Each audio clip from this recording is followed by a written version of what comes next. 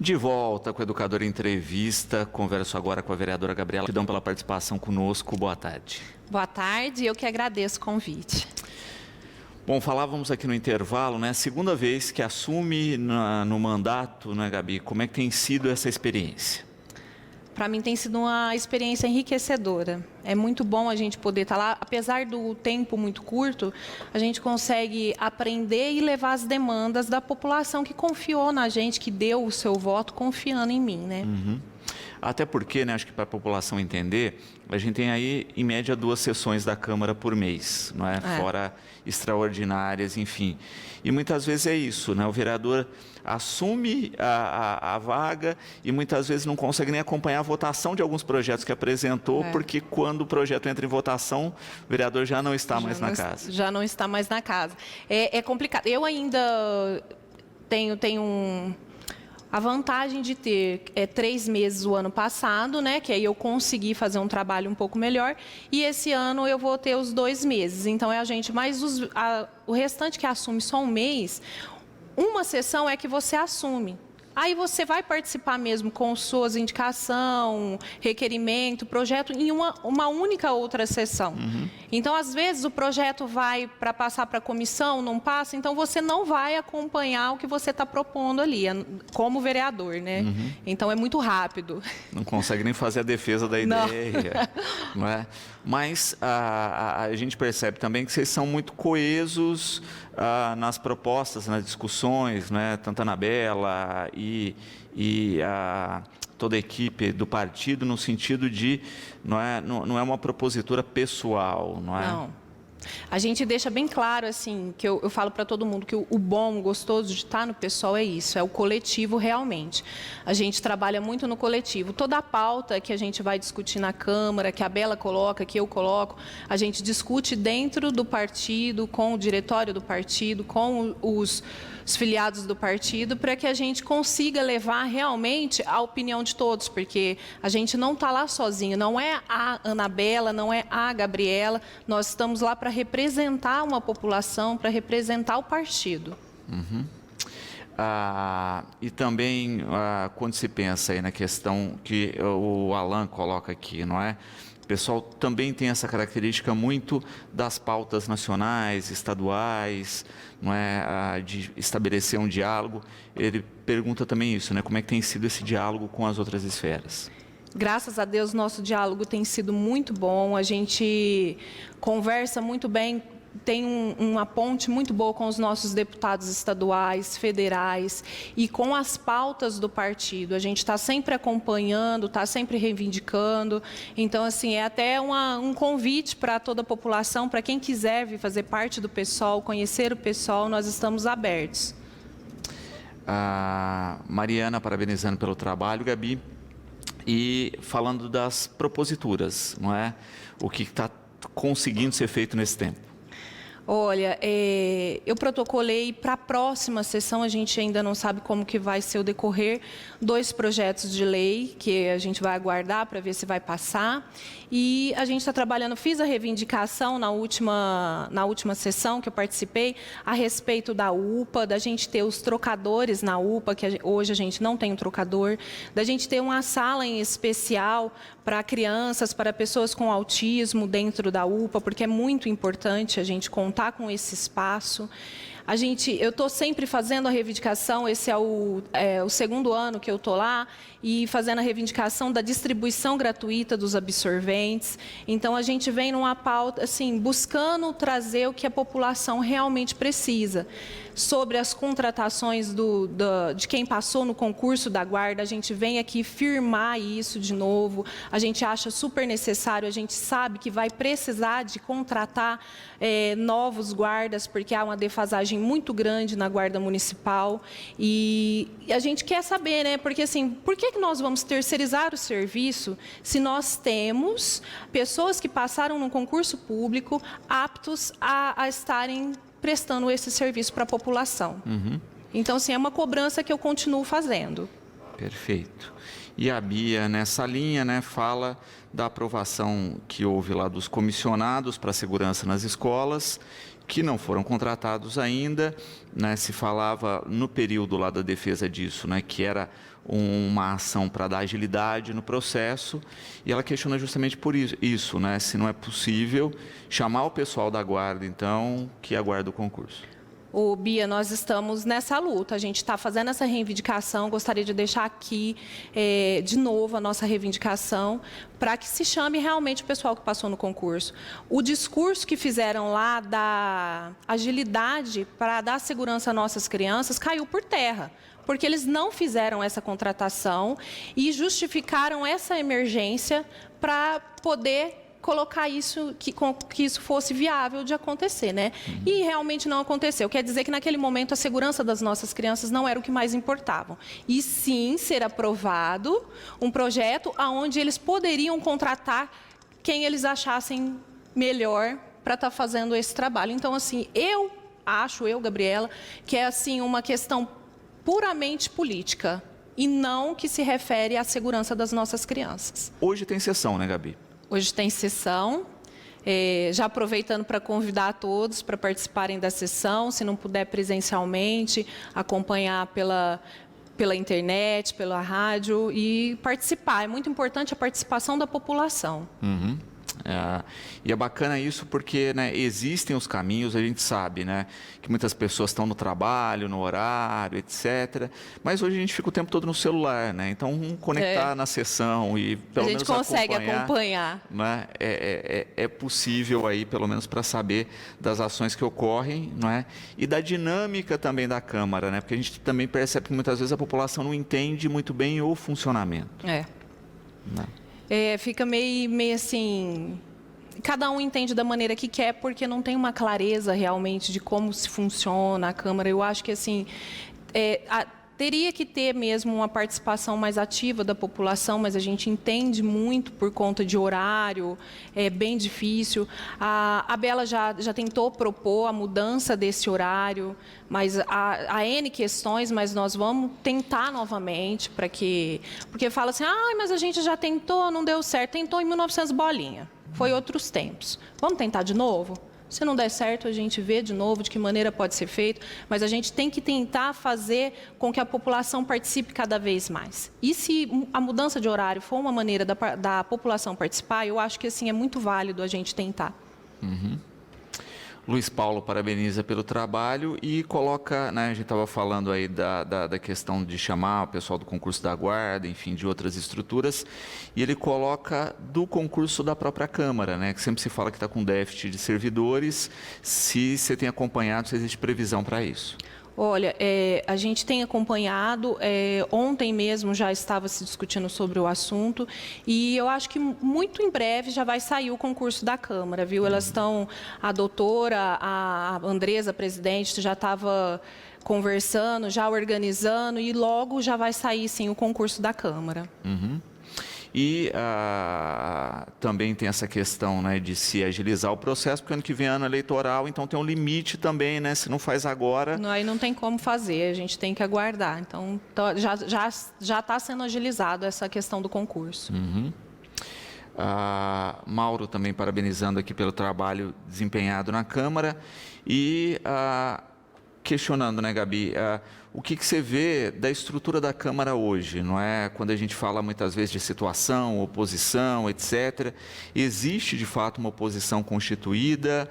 A oposição hoje é muito pontual, relacionada a projetos. Como é que você enxerga esse desenho da nossa Câmara? Olha, eu enxergo que hoje a nossa Câmara está assim... A gente tem a grande maioria de situação. É muito difícil fazer oposição são de projetos pontuais, sim, tá? A gente não tem uma oposição formada e, assim, eu acho muito ruim porque a oposição é muito saudável. A gente leva as demandas que outras pessoas, por estarem na situação, às vezes não vão ter a sensibilidade de levar. Então, gostaria muito que a administração olhasse com bons olhos para a oposição. E, às vezes, isso não acontece. A gente é tido como inimigos. nós não somos inimigos. Nós somos apenas adversários políticos e nós estamos aqui os dois para trabalhar para a população. Então, a gente tem que saber conversar e eles têm que saber entender a mensagem que a gente está tentando passar. Só ficam falando, mas vocês são muito radicais. Mas vocês só querem levantar os problemas. Mas é lógico, o pessoal que está na situação, às vezes, não está levantando os problemas, está só, infelizmente, puxando o saco. Perfeito. E é interessante também, né, a gente destacar pontualmente aí que, como você coloca bem, né, oposição é um elemento que não é adversário, né? Oposição é justamente, né, um perfil político diferente que vai, né, brigar por outras demandas. Muitos vereadores e políticos hoje também já estiveram no campo da oposição em outras gestões. É ruim, né? A gente vê que já estiveram na oposição, fizeram oposição ferrenha e hoje, ao invés de ver com outros olhos, com os olhos que eles buscavam que eles fossem vistos, hoje eles apenas julgam. É muito ruim da gente ver esse lado, né? Uhum. Luiz Paulo também parabenizando pelo seu trabalho e desenvolvimento e colocando a respeito dos contatos, né, com os deputados estaduais, federais. Como é que tem sido essa articulação, Gabi? A gente está fazendo uma articulação muito boa, a gente gostaria de deixar bem claro também que agora, até o final de setembro, a Prefeitura Municipal tem que mandar o orçamento para a Câmara, né, do próximo ano, e os vereadores, a partir daí, começam a buscar emendas com os deputados também, isso é um trabalho de todos os vereadores, mas a gente tem que se atentar também que os vereadores da Casa têm as emendas impositivas, onde eles podem destinar recursos para alguns projetos, para algumas instituições. Então, acho que assim, tem algumas coisas que a população em geral não tem o conhecimento. E eu acho muito importante a gente levar à população esse conhecimento. A gente teve agora também um link para a população falar sobre o orçamento participativo. Eu acho muito importante a gente dar ênfase nisso, porque a população tem que participar realmente do orçamento, porque é o maior interessado. Então, assim, a gente está fazendo toda a articulação, mas eu acho que a gente tem que buscar mais informações da população e a população tem que cobrar mais os políticos também. Não é só em época de eleição, vocês têm que cobrar cada um que vocês confiaram para estar lá. Uhum. Até porque muitas vezes a cobrança ela acaba sendo uma ferramenta de também entender o funcionamento legislativo, né? Muitas vezes, não é? Olha, a pessoa cobra, aí se explica o trâmite, etc., né? Para que também a pessoa entenda que, olha, às vezes não é falta de vontade, é a legislação que não deixa. A gente pode ir até aqui, porque às vezes a população tem acha que o vereador pode fazer certas coisas que ele realmente não pode. Então, assim, tem que ter esse entendimento também. A gente consegue ir até aqui. A partir daqui, o que a gente pode fazer é orientar de que maneira nós vamos fazer, quem nós podemos buscar para resolver certas situações. Mas tem que se entender que o vereador não pode executar, né? Então, a gente precisa ter esse discernimento também. Ana Cláudia parabenizando pelo trabalho e por, né, muitas vezes, dar voz a populações que normalmente não são ouvidas, não é? E pergunta justamente essa questão, não é? Como é que é trabalhar junto a uma população, né, periférica e que muitas vezes é a população mais desatendida das políticas públicas. Eu trabalho com um amor tão grande que eu amo muito, muito, muito o que eu faço. Eu amo estar no meio da periferia. É aonde que eu quero militar, que eu gosto de militar e é onde estão as necessidades. Então, assim, às vezes algumas pessoas chegam em mim e falam assim, Gabi, mas você não está vendo que o municipal está fazendo isso, aquilo? Eu falo, são ações pontuais. A gente tem que brigar por ações que englobem todo mundo. Então, assim, a gente está precisando muito. Gostaria de deixar aqui a Secretaria de Assistência agora, que essa semana que passou, né, a gente sabe que eles fizeram o novo programa, né? O cadastro do programa de distribuição, né? Distribuição de renda municipal. Então, assim, isso é sensacional. E é por isso que eu brigo. É por ações que englobem todo mundo e não ações pontuais. A gente não quer ações pontuais, a gente quer a garantia dos nossos direitos. E eu vou sempre falar pela periferia, pelo povo menos assistido, porque eu acho que é ali onde que as políticas públicas têm que ser aplicadas primeiro. Então, é ali, a gente tem que olhar para a necessidade do nosso povo. E dentro dessa dinâmica de rotina, não é? A gente acaba observando aqui, o André coloca de articulações, né, de visita, por exemplo, como vocês tiveram do deputado Guilherme Cortez. Olha, foi tão bom essa visita do Guilherme, porque assim, a gente sabe que ele, como deputado, às vezes não poderia tomar algumas ações que a gente gostaria que ele pudesse. Só que o olhar do Guilherme para cá fez com que a administração também olhasse. Poxa, um deputado estadual, coisa que assim não aconteceu antes, um deputado nosso do PSOL veio, e não foi no centro. Ele não foi nas festas convencionais da nossa cidade, ele foi na periferia, ele foi conhecer realmente os nossos problemas. Isso fez com que a nossa administração tivesse um olhar mais rápido, né? Porque poderia até falar que estava olhando, mas ia ser quando isso para a gente. Então, assim, só a presença dele incomodou e fez a administração ter uma ação. Então, foi muito válido. E o Gui está muito parceiro da gente, ele está sempre aqui. A gente tem um diálogo muito bom com ele. Então, assim, foi muito bom. E não é só o Guilherme, a gente tem outros deputados que a gente pretende trazer para a nossa cidade. E a gente sabe o quanto a articulação política é fundamental, também no quesito, né, de emendas, também no quesito de se colocar projetos de lei, né, que atendam demandas, como você coloca aí, que muitas vezes de pessoas que não são assistidas. Não é? Priscila, parabenizando pelo trabalho e colocando também uma questão interessante, que é o crescimento da participação feminina na política, né? Hoje a gente tem uma Câmara, né, um pouco mais, né, equalizada aí nesse sentido, mas ela coloca que ainda tem muito a se crescer. A gente tem muito ainda a construir no que se diz relação à mulher dentro da política. E eu volto aqui a fazer um convite. Quem tiver interesse de vir para o PSOL, a gente é um partido, assim, na sua maioria, assim, ao contrário dos outros, a maioria do partido é um partido feminino. Então, assim, até ontem fui questionada a respeito, mas que eu não acho certo, porque na eleição tem que ter um número X de mulheres, por que isso? Ué, é cota mínima, né? Gente, é o mínimo. A gente quer o mínimo. Quer o mínimo não, a gente quer o máximo. Só que assim, a gente precisa... É por isso que eu realizo um trabalho dentro da comunidade, e esse trabalho vai por essas vias também, da gente levar informação para as mulheres, para que elas se atentem o tanto que é importante da gente estar presente em todos os lugares. Em todos os lugares. Porque assim, a partir do momento que você é atendido por uma mulher, o tratamento é diferente, a gente se sente mais acolhido. Então, não adianta homens fazer leis para as mulheres, eles não sabem realmente o que a gente sente. Então, tem que ser mulheres para mulheres, é isso que a gente fala muito sobre sororidade, né? Então, assim, é mulheres levantando mulheres, então a gente precisa muito ainda fazer um trabalho para que as mulheres se atentem e queiram estar cada vez mais dentro da política.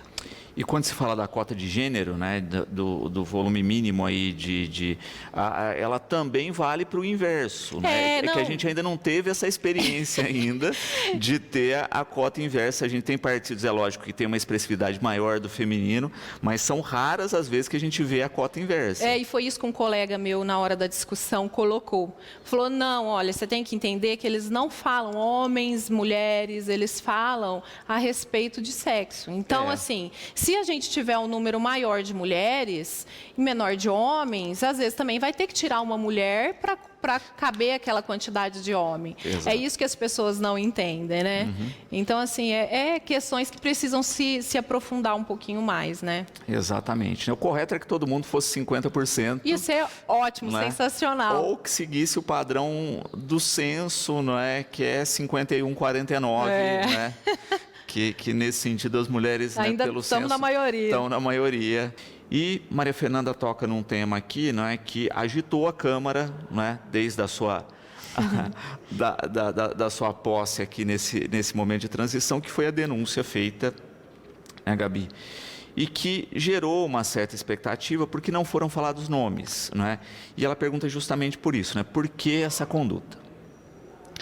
Olha, eu resolvi tomar essa conduta, primeiro, para preservar a servidora que confiou em mim, e segundo, para preservar o vereador, vereadora que estava sendo denunciado.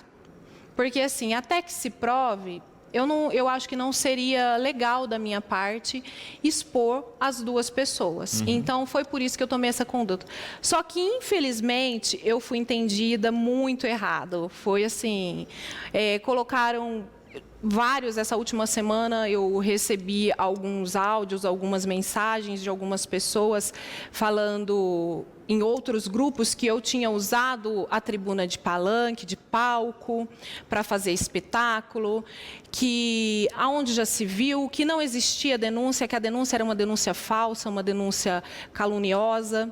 Eu jamais levaria à tribuna, sabendo da importância da denúncia que eu estava fazendo, uma denúncia caluniosa. Eu jamais faria isso. Então, eu estava ciente do que eu estava fazendo. E a partir do momento que eu fui fazer a denúncia, eu deixei bem claro que a minha reivindicação era que tivesse uma comissão de ética dentro da casa para que eu apresentasse a denúncia na casa. Mas, infelizmente, a nossa Câmara Municipal não conta com uma comissão de ética. Então, o que eu fiz? Eu esperei para a gente ver de que maneira nós iríamos proceder com a denúncia. Foi feita a denúncia no Ministério Público, foi feito o boletim de ocorrência e agora a gente está aguardando a apuração dos fatos, para a gente saber como vai proceder. Então, assim, eu quis resguardar as duas partes, mas não foi assim que a população, não, infelizmente, que vereadores da casa entenderam. E para recapitular, né, para quem não acompanhou o caso, né, foi denúncia, não é?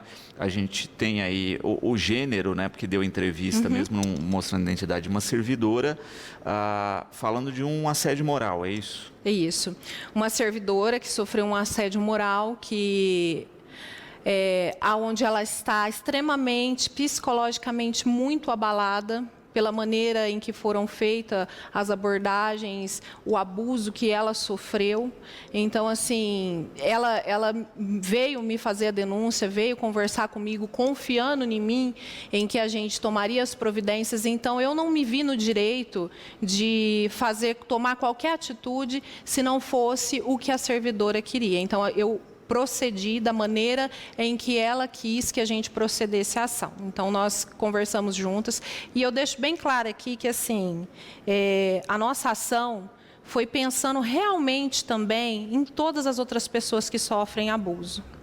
Porque a partir do momento da coragem dela, da denúncia dela, nós recebemos muitas outras denúncias que precisam realmente ser apuradas, para a gente ter a certeza de como que a gente vai proceder nessa situação.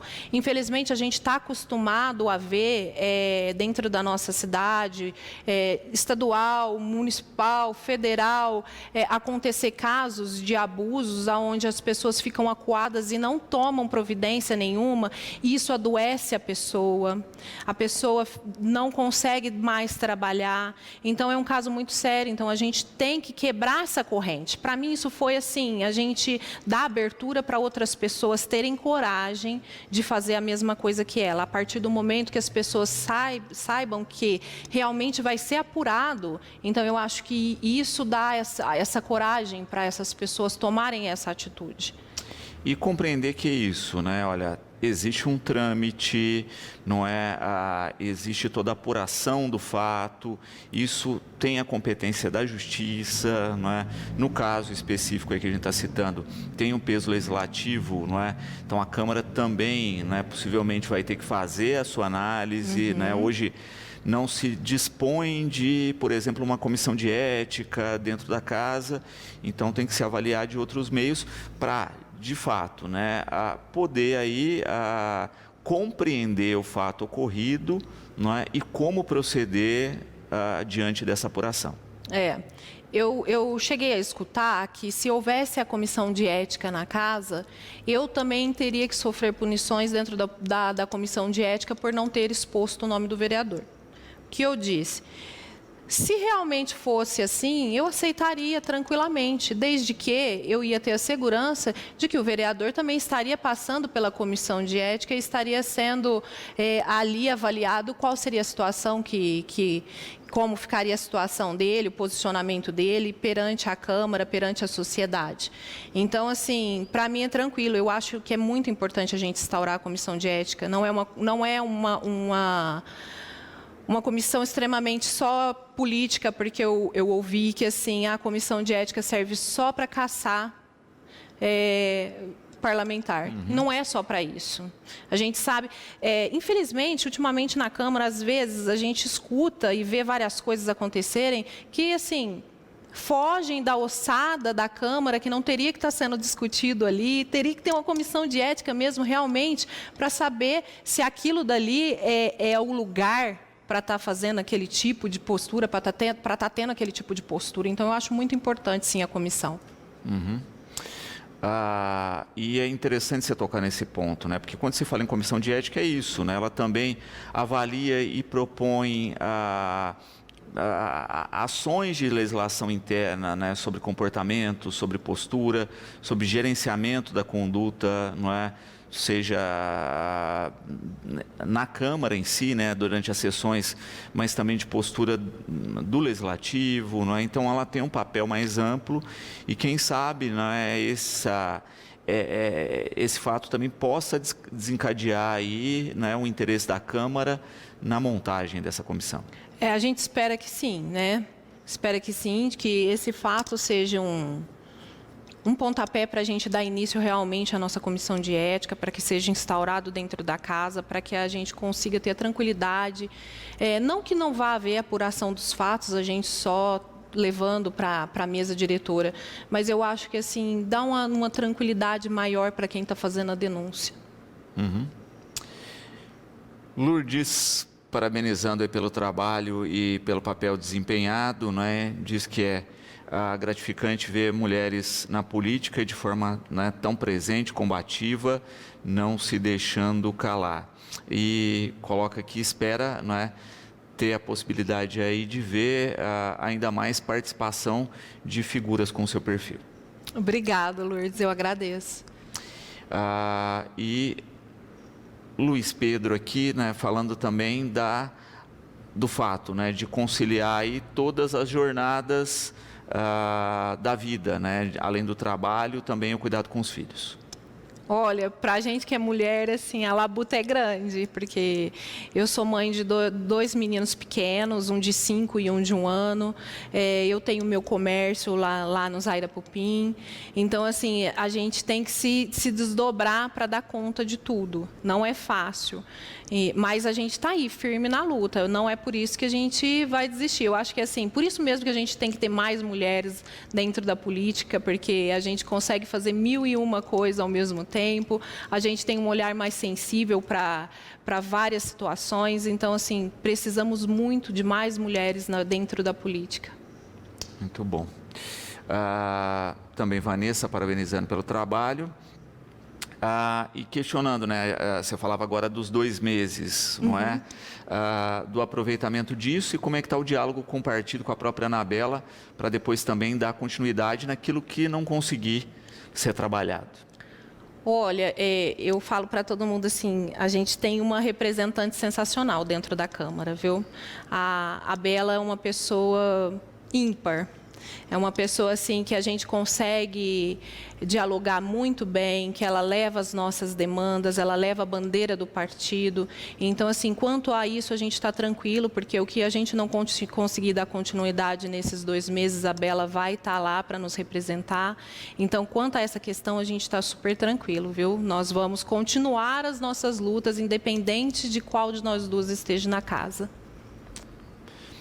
E Alan, também parabenizando pelo trabalho, colocando, né, uma questão importante aqui, se possível, né, para uma atenção de um problema crônico aqui na cidade, que é a questão da água, que novamente aí ele diz que ele e a família vem sofrendo com o problema. Alan, vamos cobrar porque isso foi promessa de campanha, né? Então, assim, nós vamos bater forte nisso também, vamos buscar informações de como está essa situação para trazer para a população. Matheus, falando a respeito aqui do Aeroclube, que eu acho que é uma das pautas hoje da sessão, né, de desafetação da área, colocando, né, que se não seria possível, não é, já que é uma área de tanto interesse, valorização, especulação imobiliária, tentar conciliar, né, ou seja, usar a força política para se conseguir uma nova área, né, para o Aeroclube, que tem uma história de mais de 80 anos no município, e atender os dois lados, né, ou seja, né, conseguir dar a mobilidade urbana que aquela zona da cidade precisa e manter uma estrutura que é vital para a cidade, ainda mais sendo uma instância turística. Essa está sendo uma das discussões dentro da Câmara, isso entra em pauta hoje, foi colocado dessa maneira, de a gente conseguir de alguma maneira atender os dois lados, tá? Assim, a única coisa que a gente fica meio ruim é a maneira que foi, primeiro foi colocado como regime de urgência, depois foi retirado da pauta. E agora, mesmo sendo colocado agora de novo, eu, Gabriela, ainda acho muito imaturo, eu acho ainda muito que é uma coisa que a gente deveria realmente ter um tempo maior para a gente estudar de que maneira faria essa transição, se a gente teria condições de ter outro local para alocar o Aeroclube. Então, assim, eu acho que, assim, infelizmente, tem coisas ali que são colocadas assim, ó, a toque de caixa muito rápido para ser decidido. É uma discussão que tem que ser feita com mais tranquilidade. É um tema muito polêmico e que atinge a vida de muitas pessoas, né? Talvez se ter uma audiência pública antes. Tanto para um lado quanto para o outro. Eu acho que seria muito importante se a gente tivesse uma audiência pública para que a gente discutisse realmente o que poderia ser feito, de que maneira a gente conseguiria proceder para atender os dois lados. Muito bom. Bom, sessão hoje a partir das 14 horas, né? Acho que fica o convite para toda a comunidade acompanhar. A partir das 14 horas, venho aqui convidar todos para acompanhar a sessão. Como a gente já disse antes, quem não puder estar presencialmente, pode estar nas redes, pode estar via rádio e pode estar acompanhando. Eu só queria... Posso fazer Por favor. Eu tenho um projeto que a gente realiza no Zaira, já vai fazer 2 anos. E todos os anos a gente faz a arrecadação de absorventes. Porque a gente trabalha muito com a questão da pobreza menstrual. E ontem a gente deu início a uma campanha de arrecadação dos absorventes. O ano passado, a nossa campanha foi tão boa que a gente conseguiu atender todos os encontros que a gente faz lá no Zaira, que são de 15 em 15 dias. Então, a cada 15 dias, a gente distribui os absorventes para as mulheres que participam do encontro. E como a gente conseguiu uma arrecadação muito boa, a gente ainda conseguiu atender mulheres em situação de rua e conseguiu doar para 2 entidades que também atendem mulheres. Então, assim, a arrecadação do ano passado foi muito boa. Então, eu gostaria de fazer um apelo aqui a toda a população que puderem contribuir, porque, assim, a gente já fez o pedido, já fez requerimento, e enquanto a gente não tiver políticas públicas relacionadas à pobreza menstrual, a gente já sabe que isso a gente tem a nível federal, a nível estadual. Agora a gente precisa efetivar isso a nível municipal. Então, mas enquanto isso não acontece, a menstruação não espera. A não ser que você esteja com algum problema, esteja grávida, na menopausa. Ao contrário disso, a menstruação não espera e é um problema de saúde pública. Então, a gente precisa se atentar a esse fato e poder ajudar essas mulheres que tanto precisam do nosso apoio agora nesse momento. E é importante destacar isso, né? Porque a gente percebe, né, que quando os projetos foram colocados em votação nas outras esferas, não é, pontuavam perfis de mulheres, né? Então a gente tinha a questão das escolas, né, que se notou um volume de faltas muito grande no período menstrual dessas meninas, não é? Justamente por não ter acesso ao absorvente, acabavam faltando às aulas. Enfim, a gente começa a ver uma dinâmica que ainda não está atendendo todos os perfis. Não é?